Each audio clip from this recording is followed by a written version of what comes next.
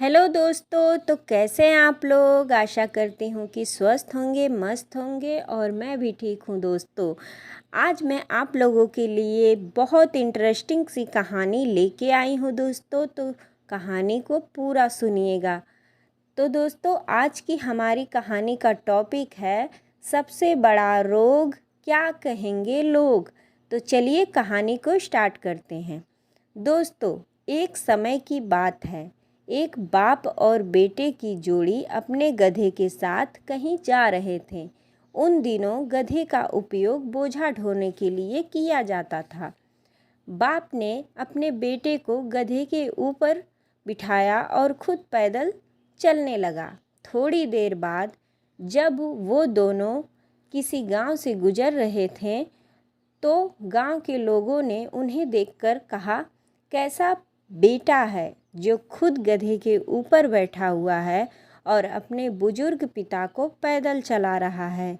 लोगों की यह बात सुनकर बेटा गधे से नीचे उतर गया और उसने अपने पिता को गधे के ऊपर बिठा दिया और खुद गधे के साथ पैदल चलने लगा। थोड़ी देर के बाद जब वो दूसरे गांव से गुजर रहे थे तो गांव के लोगों ने उन्हें देखकर कहा, कैसा बाप है जो खुद गधे के ऊपर बैठा है और अपने मासूम बेटे को पैदल चला रहा है। लोगों की यह बात सुनकर पिता गधे से नीचे उतर गए।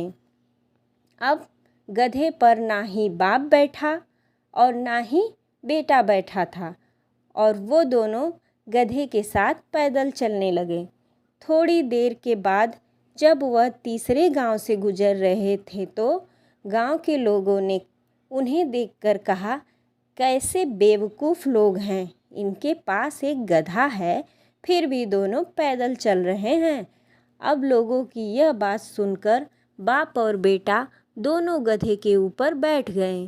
थोड़ी देर के बाद जब वह चौथे गांव से गुजर रहे थे तो गांव के लोगों ने उन्हें देखकर कहा, कैसे निर्दयी इंसान हैं दोनों जो एक साथ उस बेचारे मासूम बेजुबान गधे के ऊपर बैठे हुए हैं।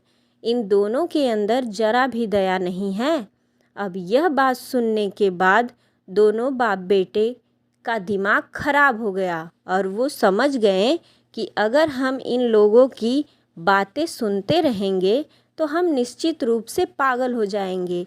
इसलिए अच्छा रहेगा कि लोगों की बातों पर ध्यान ना दिया जाए।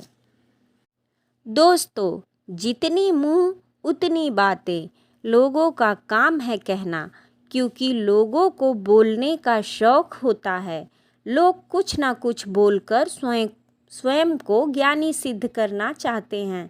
जब आप असफल होते हैं तो लोग निंदा करते हैं और जब आप सफल हो जाते हैं तो लोग आपकी पीठ पीछे निंदा करते हैं। यदि लोगों की बात सुनते रहोगे तो जीवन में कभी भी सफल नहीं हो पाओगे। इसलिए उनकी बातों पर ध्यान मत दो और अपने कर्म और लक्ष्य पर ध्यान दो। आपको सकारात्मक बनाए रखने के लिए मेरी इस कोशिश को लाइक करें दोस्तों।